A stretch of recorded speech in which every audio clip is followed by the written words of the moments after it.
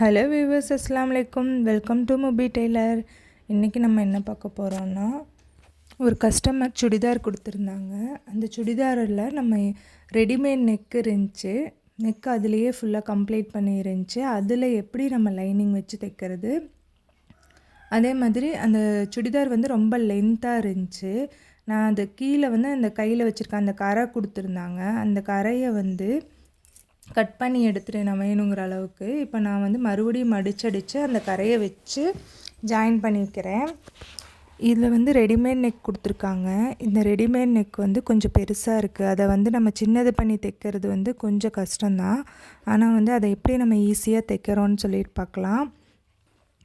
கைக்கு வந்து ரொம்ப ப்ளைனாக கொடுத்துருந்தாங்க. அதனால் நம்ம ப்ளைனாக வச்சா நல்லா இருக்காது, அதனால நம்ம வேறு ஏதாவது டிசைன் வச்சுக்கலாம் அப்படின்னு சொல்லிட்டு நம்ம ஒரு டிசைன் கொடுத்துருக்கோம். அதுவும் எப்படி வைக்கிறோன்னு சொல்லிட்டு பார்க்கலாம். நீட்டாக ஃபினிஷிங்காக எப்படி சுடிதார் வந்து ஃபுல் ஃபினிஷிங்காக ஸ்டிச் பண்ணி முடிக்கிறதுங்கிறது இதில் சொல்லியிருக்கேன். கடைசி வரைக்கும் ஸ்கிப் பண்ணாமல் பாருங்கள். இப்போ நான் கைக்கு கட் பண்ணிகிட்ருக்கேன். கைக்கு வந்து ஒரு 1.25 இன்ச் அளவுக்கு நான் துணி கட் பண்ணி எடுத்துக்கிறேன். அதை வந்து அதை கையோட கீழ் சைடு கரை பக்கம் பேக் சைடு வச்சு ஃப்ரண்ட் சைடு திருப்பி மடிச்சடிச்சுக்கிறேன். இதே மாதிரி நான் இன்னும் ஒரு 2 லைன் வைக்கலான் இருக்கேன். கொஞ்சம் தள்ளி 2 லைன் வைக்கலான் இருக்கேன். மொத்தம் 3 லைன் வரும். அப்போ பார்க்குறதுக்கு கொஞ்சம் அழகாக இருக்கும், நீட்டாக இருக்கும். இந்த கைக்கு மட்டும் நான் லைனிங் கொடுக்கல. கைக்கு லைனிங் கொடுக்காமல் இருந்தால் இதே கொஞ்சம் திக்கான கிளாத்து தான். லைனிங் கொடுக்காமல் இருந்தால் பார்க்குறதுக்கு நல்லாயிருக்கும். 3/4 ஸ்லீவுங்கிறனால மடக்கிறதுக்கெல்லாம் கொஞ்சம் கஷ்டம் இல்லாமல் இருக்கும். இது ரயான் கிளாத்து தான், காட்டன் ரயான் கிளாத்து. அதனால் மடக்கிறதுக்கெல்லாம் கொஞ்சம் கஷ்டம் இல்லாமல் இருக்குங்கிறதுக்காக நான் கைக்கு லைனிங் கொடுக்காம ஸ்டிச் பண்ணிக்கிறேன். கீழே இந்த டிசைன் கொடுக்கறனால சும்மா ப்ளைனாக மடிச்சடித்தா நல்லா இருக்காது. கீழே இந்த டிசைன் கொடுக்கறனால கைக்கு நல்லா இருந்துச்சு, ஃபினிஷிங் நல்லா இருந்துச்சு ரொம்ப. இப்போ ரெட் கலர் கிளாத்தை 2 சைடும் 1/4 இன்ச் வர அளவுக்கு நான் மடிச்சடிச்சுக்கிறேன். அப்படி 1/4 இன்ச் மடிச்சடித்தா 3/4 இன்ச் அளவுக்கு நம்ம அந்த டிசைன் வருது. கொஞ்சம் பட்டையாக இருந்தால் நல்லா இருக்கும்ல, அதனால சரி இருக்கட்டும்னு சொல்லிட்டு 3/4 இன்ச் அளவுக்கு வச்சாச்சு. இப்போ 3 லைனும் கம்ப்ளீட் பண்ணதுக்கப்புறம் பாருங்கள், நார்மலாக மடிச்சடிச்சா எப்படி இருக்கும், இப்போ இந்த டிசைன் வச்சதுக்கப்புறம் எப்படி இருக்குதுன்னு சொல்லிட்டு நம்ம இந்த மாதிரி கொஞ்சம் சின்ன சின்ன விஷயம் செஞ்சு கொடுத்தோன்னா நம்ம கஸ்டமருக்கு வந்து ரொம்ப பிடிக்கும். நம்ம பண்ணுற இந்த மாதிரி விஷயங்கள் தான் வந்து நம்ம கஸ்டமரை அட்ராக்ட் பண்ணும். இது 3/4 ஸ்லீவுங்கிறனால நமக்கு கைக்கு அந்த கரைக்கிட்டால் அந்த எல்போ தாண்டி இந்த டிசைன் வரும்போது ரொம்ப நல்லாயிருக்கும். கிட்டத்தட்ட ரெடிமேட் சுடிதார் மாதிரி இருக்கும் டிசைனு. அப்பப்போ நம்ம பிசுரெல்லாம் கட் பண்ணி எடுத்துட்டோன்னா பார்க்குறக்கு நீட்டாக இருக்கும்.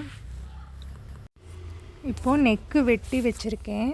நெக்கு வந்து இந்த நெக்கை விட கொஞ்சம் சின்ன நெக்கு கஸ்டமரோடது, அதனால் சின்னதாக கட் பண்ணி வச்சுருக்கேன் லைனிங்கு. அதை வந்து மடித்து மட்டும் அடிக்கிறேன். மடித்து ஃப்ரண்ட்டு பாருங்கள், ஒரு மடி மட்டும் மடித்து அந்த லைனிங் கவர் ஆகிற மாதிரி அந்த பிசுரெல்லாம் உள்ளே போகிற மாதிரி மடித்து அந்த பைப்பிங் வந்து எட்ஜில் வர மாதிரி நான் வச்சு தைச்சிக்கிறேன். இப்படி தான் இந்த நெக்கை நான் ஃபினிஷிங் பண்ணுறேன். அந்த வளைவான இடத்துல மடிக்க வராது, அதனால் நம்ம தையல் வர்ற இடத்துல மட்டும் கொஞ்சம் கட் பண்ணிக்கிறேன். தையல் வரைக்கும் மட்டும் நம்ம மடித்து அடிக்கிற அளவுக்கு மட்டும் கொஞ்சம் கட் பண்ணிக்கிட்டு எட்ஜை கட் பண்ணி விட்டுட்டு நான் வந்து மடிச்சுக்கிறேன். இப்படி தான் வந்து இந்த நெக்கை நம்ம வந்து கவர் பண்ண முடியும். வேறு மாதிரி உள்ள துணி கொடுத்து லைனிங்கை மடிச்சடித்து அதுக்கப்புறம் கவர் பண்ணுறதுன்னா நம்ம இந்த நெக் அளவுக்கு நம்ம கரெக்டாக வச்சு பண்ண முடியாது. நார்மலாக இன்னும் இந்த நெக்கு வந்து 1 இன்ச்சுக்கு மேலே இறக்கம் அதிகமாக இருந்துச்சு. நான் ஷோல்டருக்கிட்டால் 1 இன்ச் அளவுக்கு இறக்கத்தை நான் கம்மி பண்ணி கட் பண்ணிக்கிட்டேன். அப்போவுமே நெக் பார்த்தா கொஞ்சம் ப்ராடாக தான் இருக்குது. அதனால் லைனிங்கை நான் என்ன பண்ணேன், அந்த வி கிட்டால் வர்ற இடத்துல அந்த வி மாதிரி வருது பார்த்திங்களா, அந்த இடத்துல வந்து நான் கொஞ்சம் 1/2 இன்ச் அளவுக்கு நான் அந்த லைனிங்கை விட்டு தான் வச்சுருக்கேன். ஏன்னா அந்த இடத்துக்கு வந்துச்சுன்னா இந்த குழியில் கரெக்டாக தெரியுங்கிறதுக்காக 1/2 இன்ச் அளவுக்கு நான் விட்டு தான் வச்சுருக்கேன். பாருங்கள், கட் பண்ணி விட்டு கொஞ்சமாக கட் பண்ணி விட்டு நான் அந்த மடிக்கிற அளவுக்கு மட்டும், ஏன்னா அந்த வளைவு வராது நமக்கு, அந்த வளைவு வரணுங்கிறதுக்காக அந்த மடிக்கிற அளவுக்கு மட்டும் நான் கொஞ்சமாக கட் பண்ணி விட்டு மடிச்சுக்கிறேன். இப்படியே இந்த நெக்கை ஈஸியாக ஃபினிஷிங் பண்ணிடலாம். அந்த இடத்துக்கு பாருங்கள், நான் கொஞ்சமாக அந்த லைனிங் கிளாத் தெரியுது இல்லையா, அந்த லைனிங் கிளாத் தெரிகிற அளவுக்கு வச்சுருக்கேன். ஏன்னா ரொம்ப அந்த டீப்பாக வருது. அந்த டீப்பாக வந்துச்சுன்னா அந்த நெக்கு தெரியும். அதனால நான் கொஞ்சமாக லைனிங் கிளாத் தெரிகிற அளவுக்கு மட்டும் வச்சுட்டு மீதி இருக்கிறத சுற்றி வர அடித்து எடுத்துக்கிறேன், ஃபினிஷிங் பண்ணி, நெக்கு ஃபினிஷிங் பண்ணி.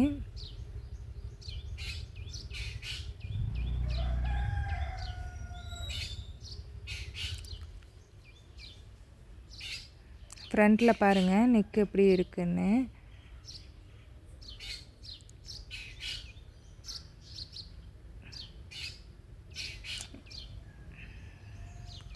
இதுக்கு மேலே நம்ம இந்த நெக்கை சின்னது பண்ண முடியாது. இந்த அளவுக்கு தான் சின்னது பண்ண முடிஞ்சது. இன்னும் நம்ம ஷோல்ட்ரு ஜாயின் பண்ணையில் இன்னொரு 1/2 இன்ச் கம்மியாயிரும். அப்போ இன்னும் கொஞ்சம் நல்லா நெக்கு சின்னதாயிரும். இவங்க ரொம்ப லீனாக தான் இருப்பாங்க, ஷார்ட்டாகவும் இருப்பாங்க. அதனால் கீழே இறக்கத்தையும் நம்ம கட் பண்ணி தைக்க வேண்டியதாக இருந்துச்சு. மேலே நெக்கும் நம்ம சின்னது பண்ண வேண்டியதாக இருந்துச்சு.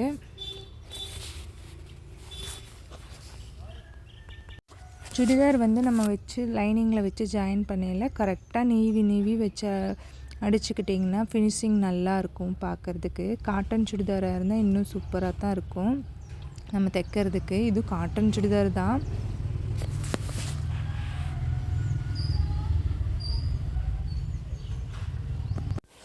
நம்ம எக்ஸ்ட்ரா இருக்க கிளாத்தெல்லாம் நம்ம கட் பண்ணி எடுத்துக்கலாம். சைடு ஸ்டிச்சிங்க்கு நம்ம 1.5 இன்ச் 2 இன்ச் அளவுக்கு நம்ம கிளாத்து விடுவோம்.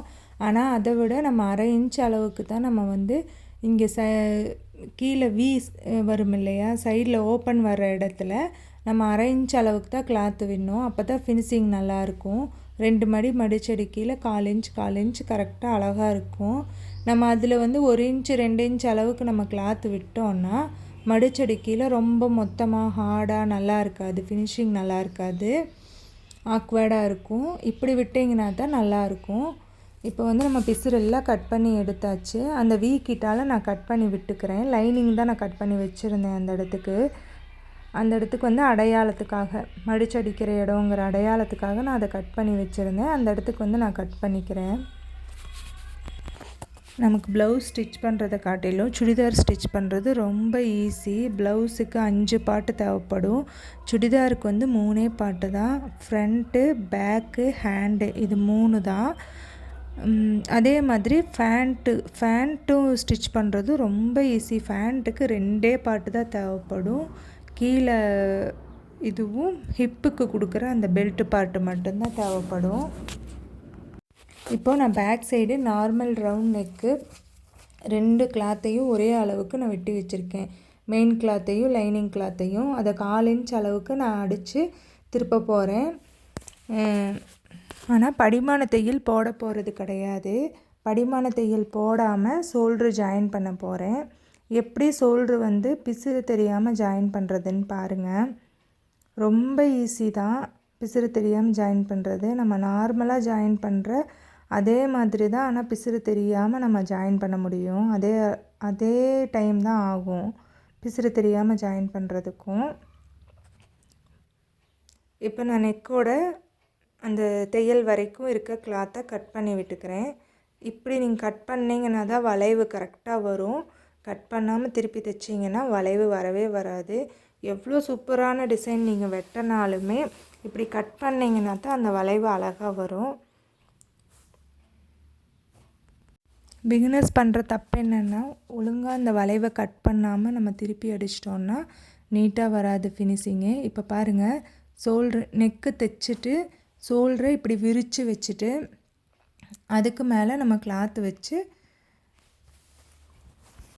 ஃப்ரண்ட் சைட் ஷோல்டரை வச்சு நம்ம ஜாயின் பண்ணிக்க போகிறோம். இப்போ நான் இப்படி வச்சு காமிக்கிற பார்த்தீங்களா, இந்த ஆங்கிளில் நீங்கள் வச்சிங்கன்னா தப்பாக வரும்.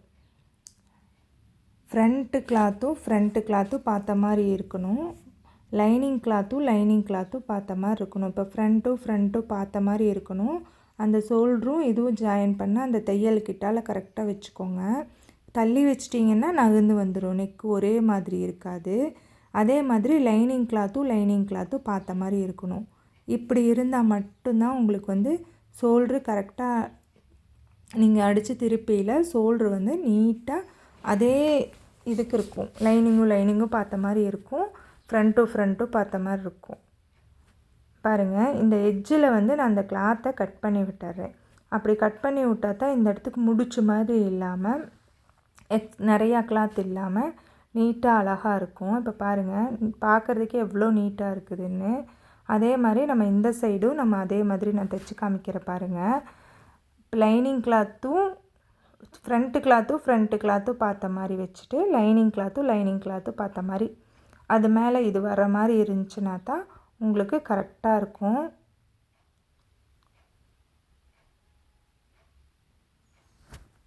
இப்போ பாருங்கள், இப்படி தைச்சிங்கன்னா நீட்டாக இருக்கும். கடைகளில் வந்து சுடிதார் தைக்கையில் இப்படி தான் ஷோல்ட்ரு ஜாயின் பண்ணுவாங்க. இப்படி ஷோல்ட்ரு ஜாயின் பண்ணிங்கன்னா ரொம்ப அழகாக இருக்கும். இது மாதிரி ப்ளவுஸோட நெக்கு கூட இந்த மாதிரி நம்ம ஜாயின் பண்ணலாம். இந்த மாதிரி ஜாயின் பண்ணையில் பிசுறு தெரியாது.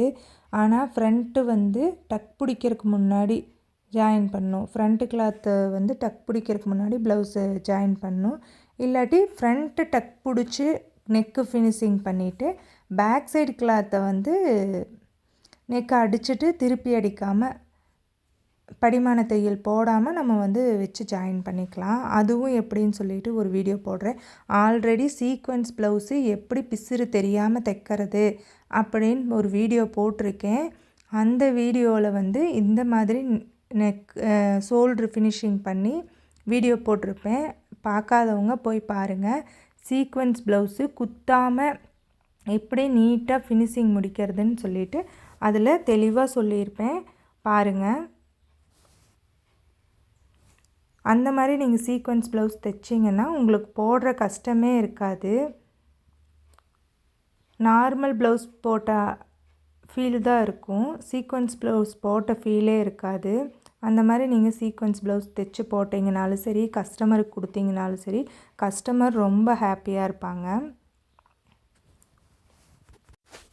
என் வீடியோ உங்களுக்கு பிடிச்சிருந்துச்சின்னா லைக் பண்ணுங்கள், ஷேர் பண்ணுங்கள், கமெண்ட் பண்ணுங்கள். ப்ளீஸ் சப்ஸ்கிரைப் பண்ணாதவங்க சப்ஸ்கிரைப் பண்ணுங்கள். வீடியோ ரொம்ப லென்த்தாக போகுதுன்னு நினைக்காதீங்க. 5 நிமிஷம் 10 நிமிஷத்துல எல்லாம் ஒரு சுடிதார் டாப் ஸ்டிச் பண்ண முடியாது.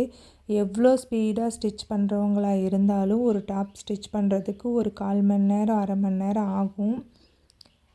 அதனால் உங்களுக்கு புரியணுங்கிறதுக்காகத்தான் இவ்வளோ டைமுக்கு வீடியோ போட்டிருக்கோம். நீங்கள் வந்து ஸ்கிப் பண்ணாமல் பாருங்கள், அப்போ தான் தெளிவாக புரியும். இப்போ எல்லா இதையும் ஜாயின் பண்ணி அடிச்சுக்கிறேன். லைனிங் கிளாத்தையும் மெயின் கிளாத்தையும் ஜாயின் பண்ணி அடிச்சுக்கிறேன்.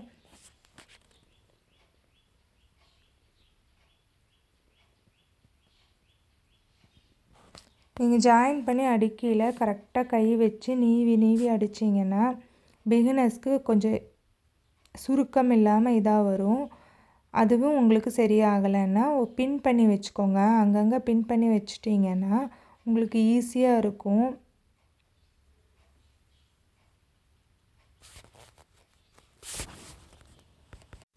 நான் எப்போவுமே சுடிதார் ஆகட்டும், ப்ளவுஸ் ஆகட்டும், எது தைச்சாலுமே பிசுறு இல்லை கிளாத்தெல்லாம் அப்பப்போ கட் பண்ணி எடுத்துருவேன். என்ன மாதிரி எத்தனை பேர் நீங்கள் அப்பப்போ கட் பண்ணி எடுப்பீங்கன்னு சொல்லி கமெண்ட் பண்ணுங்கள். இதோட பேக் சைடு கிளாத்தோட கீழே ஒரு மடி அடித்து தைச்சிருந்தாங்க அந்த கிளாத்லேயே. அதனால் நான் சரி ஒரு தடவை மடிச்சடிச்சா போதுன்னு சொல்லிவிட்டு அதை அப்படியே விட்டுட்டேன், பிரித்து எடுக்காமல். இப்போ நம்ம ஷோல்ட்ரு ஜாயின் பண்ணி சைடு அடித்தா முடிஞ்ச வேலை. சைடு அடித்து ஓப்பன் அடிக்கணும். ஓப்பன் அடித்தா நம்ம வேலை முடிஞ்சிடும். இப்போ நம்ம ஷோல்ட்ரு ஜாயின் பண்ணையில் கரெக்டாக நம்ம அந்த வி மாதிரி அர்க்காத் பண்ணி வச்சுருக்கோம். நம்ம கட் பண்ணையிலேயே அர்க்காத் பண்ணி வச்சுருக்கோம். பார்த்துக்கோங்க, ஃப்ரண்ட் ஹேண்டு கரெக்டாக ஃப்ரண்ட்டில் வர மாதிரி வச்சு அடிச்சுக்கோங்க. உங்களுக்கு தெரியலன்னா அடையாளம் பண்ணி வச்சுக்கோங்க, ஃப்ரண்ட் சைடு ஹேண்ட் இது தாண்டு. அப்போ நம்ம கரெக்டாக நம்ம வச்சு அடிக்கையில் ஈஸியாக இருக்கும்.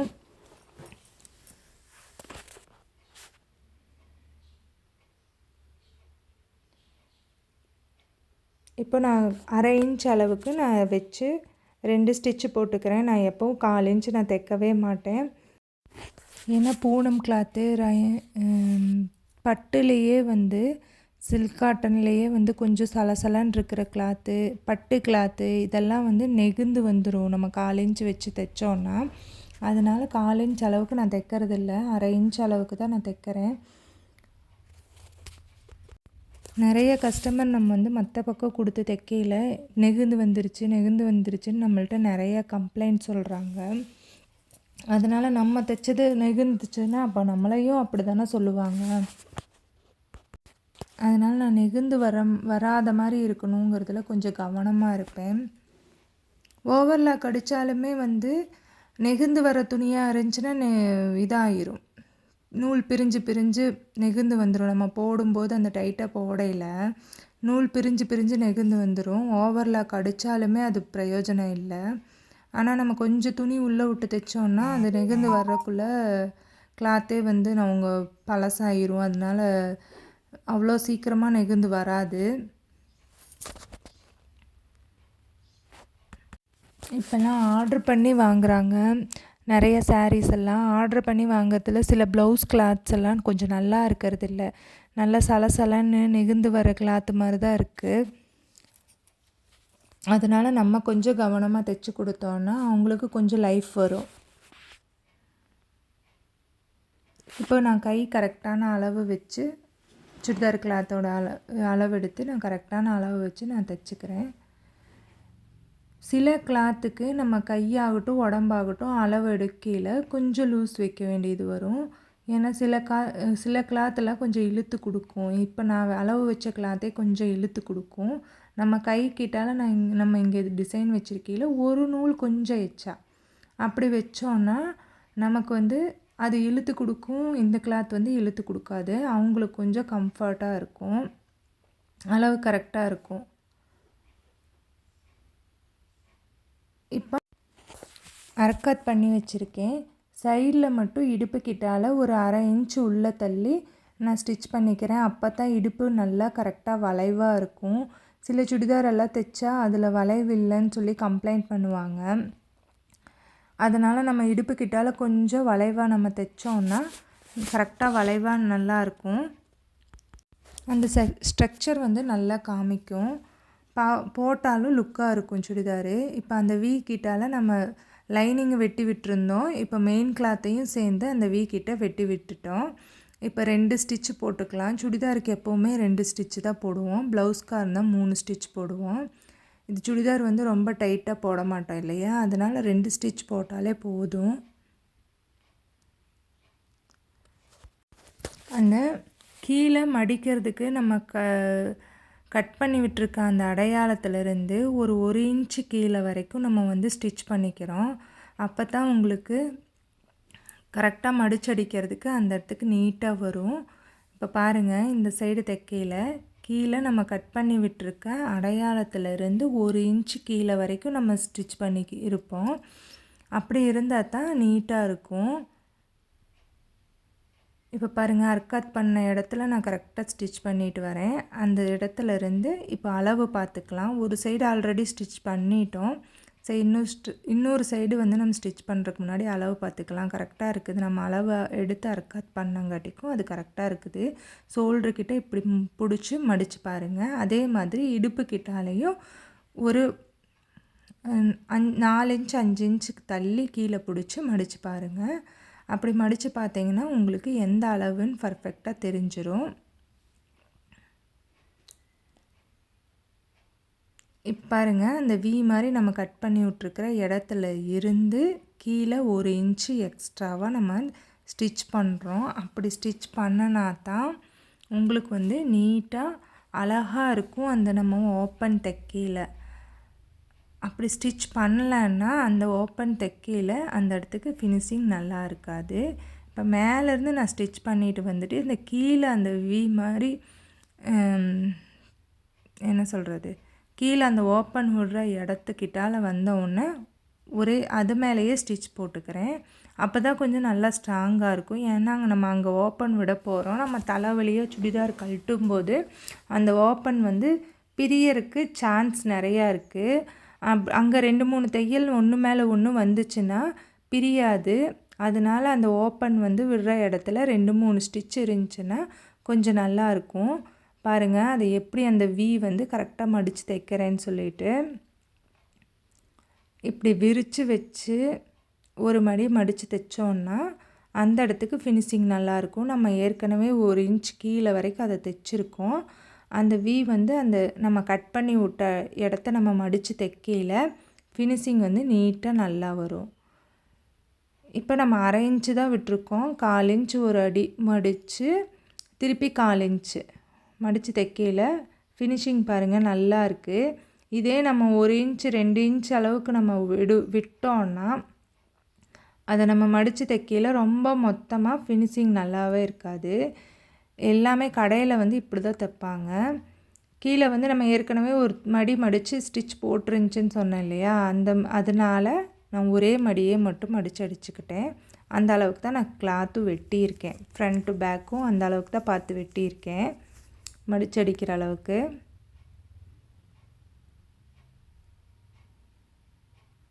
இப்போ இப்படி தைக்கையில் உங்களுக்கு நீட்டாக இருக்கும் ஃபினிஷிங்கு. நம்ம மடித்து தைக்கையில் மேல் துணியை இழுக்கக்கூடாது. கீழ் துணியை வேணால் நம்ம லைட்டாக கொஞ்சம் இழுத்து வச்சுக்கலாம். மேல் துணியை நம்ம மடித்து அடிக்கையில் இழுக்கக்கூடாது. இழுத்தோன்னா ஒரு மாதிரி சுருக்கமாக இழுத்த மாதிரி வந்துடும். கீழ் துணியை வேணால் நம்ம லைட்டாக ஒரு நூல் இழுத்த மாதிரி வச்சுக்கலாம். இல்லாட்டி நார்மலாக வச்சு அடித்தாலே போதும். நம்ம துணி எப்படி வருதுன்னு நம்ம தைக்க பார்த்தாலே தெரியும்.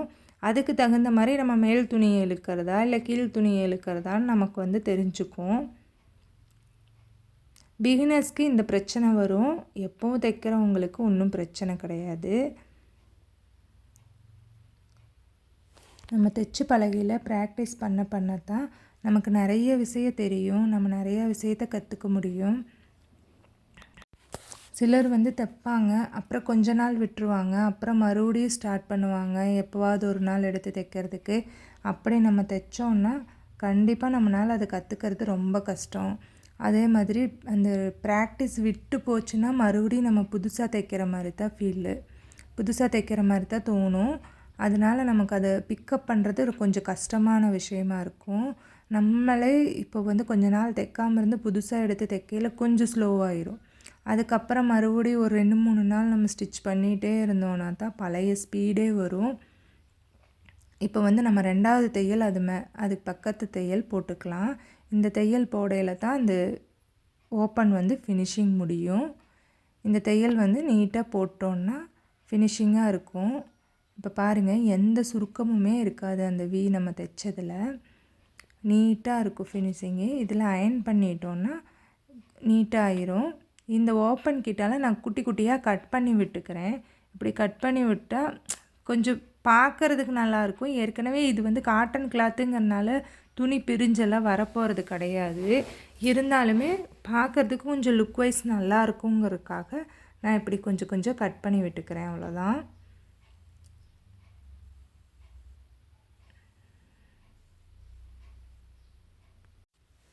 இந்த மெத்தட் உங்களுக்கு புரிஞ்சிருக்கும்னு நினைக்கிறேன், பிடிச்சிருக்குன்னு நினைக்கிறேன். ப்ளீஸ் பிடிச்சிருந்தால் லைக் பண்ணுங்கள், ஷேர் பண்ணுங்கள், சப்ஸ்கிரைப் பண்ணுங்கள்.